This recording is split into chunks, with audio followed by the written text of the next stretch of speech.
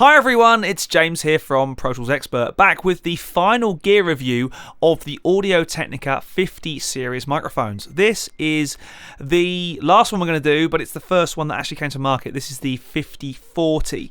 Now again, as you can see, it looks quite a lot like its younger sibling, the 5047. It's actually the same housing, the same form factor. It's just a different colour on the body. Very important, that colour change. This is actually a very similar microphone to the 5047 in many ways. It has 4 rectangular diaphragms, and we'll come on to that in a minute. But this is a very different microphone electronically. Now, one of the things we'll find out shortly about the 5040 and the 5047 is the way those 4 diaphragms work together and how they're made up to create a balanced signal. Now, the 5040 itself works very differently to the 5047. And if you're getting lost in these numbers, so am I. The 5047 is very much designed as a kind of workhorse, easy to use microphone. However, the 5040 is a different beast. Or, as Alex from Audio Technica describes it, a diva of a microphone. This thing is loud. It is incredibly loud. I've had to pull the gain pot back on my console a good, probably 2 o'clock back to about 10:30, 11 o'clock. This thing puts out a very, very high signal. Now, the reason for that is because there's no transformer in the output stage. It is pretty much from the diaphragm straight out down the XLR cable into the console. Now, that lack of output transformer can make the 5040 a very difficult microphone to work with electronically from the mixer's point of view. So you are going to need a better quality audio interface, microphone preamp, or mixing console. That's what's advised. This is a lovely sounding microphone. It's very clean, it's very clear, it's very transparent, to use that overused microphone vernacular.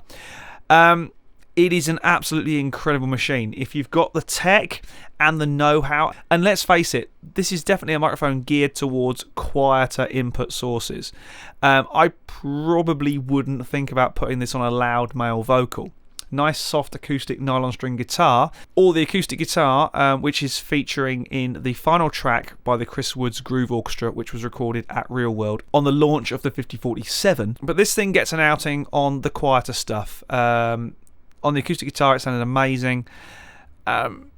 It's just a fantastic thing. Now, I did promise that we'd get a bit more techie and down and dirty with this whole quad rectangular diaphragm thing.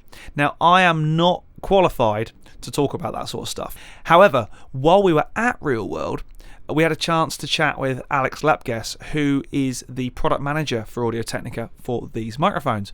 And he does a far better job of explaining it. So over to you, Alex.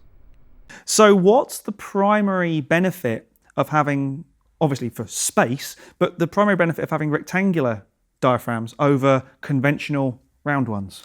Yeah, the logic is quite simple. If you take a round diaphragm, which is the easiest thing to build, basically that's the reason why we're doing this, you have one diameter, which is the same all over the round shape, obviously.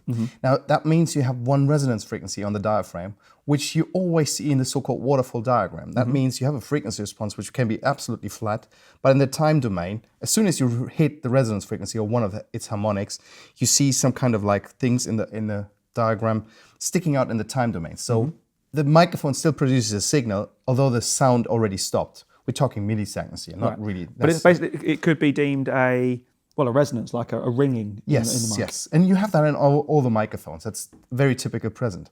Now, we are very used to this because this is how a microphone sounds to us since decades now, almost a century. Now, if you take a rectangular one, you have 2 lengths in it. And you might think, oh, you have 2 resonance frequency. Actually, no, it's not true. Because to really make a rectangular diaphragm, you have to change the tension. So the tension in the center of the diaphragm is actually different than on the edge. So in the corners, it's like, if you see how I make my bed, it's a very good example. If I do, if I go to a hotel, the bed is really nice and the linen is all really tight. If I do this, in the corners I get wrinkles. Mastering the corners is the trick on here for the craftsmanship. So they mastered that at Audio Technica's headquarters in engineering to make certain that they can control the tensions all over the place. So you have different tension in every virtual line, and horizontal and vertical. So you have a bunch of resonance frequencies, like a harp. Now, if you have a bunch of resonance frequencies, you don't have any. Yeah, it's not a resonant frequency, Correct. it's a frequency. Correct. So all of the frequency fall out in the same speed. So in the time domain, that means when there is a sound stopping, the microphone stops as well. So a regular microphone you have two sound events coming behind each other, two tones. The first one is still ringing on some frequencies, the next one's coming and it's diluted. And we're used to that one. But then the second sound is just not picked up perfectly fine, so you can't hear where it was coming from. You're missing the edge, basically, the first raise of the second sound. Now that one is dead quiet, waiting for the second sound to come, so you can still differentiate that. The result is actually what people say in marketing, transparent sound. Something, and the effect technically or physically is you can easier locate the sound in the mix. Makes it, as I said, transparent.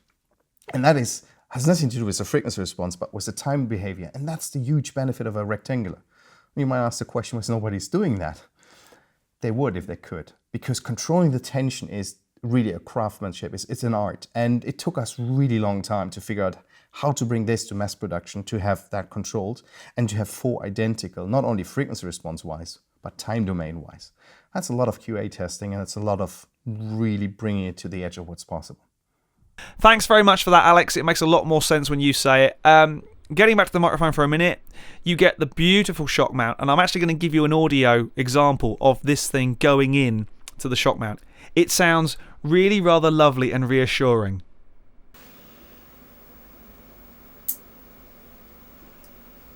And of course you get the case, the lovely Hiscox style case included in the price. Price wise, sadly this is not a cheap microphone. UK pounds wise, you're looking about 2,200. I saw this online recently. But trust me, it's worth it. If you're doing lots of kind of acoustic instruments, orchestral instruments, stuff that's generally a bit quieter, this is going to be the way forward. It's a beautiful, beautiful microphone. So kicking over to our final performance from the real world sessions, you're going to hear the Chris Woods Groove Orchestra once again, and Chris is actually playing a different acoustic guitar this time, hence a different microphone on it, and it sounds absolutely stunning. So as I said before, this is the final video review for the Audio Technica 50 series. Well, that is until they bring another 50 series microphone out. I hope you've enjoyed them. I hope you've enjoyed the music that's gone along with it. But for now, my name's James Ivey, and I'll see you again very soon for some more gear talk.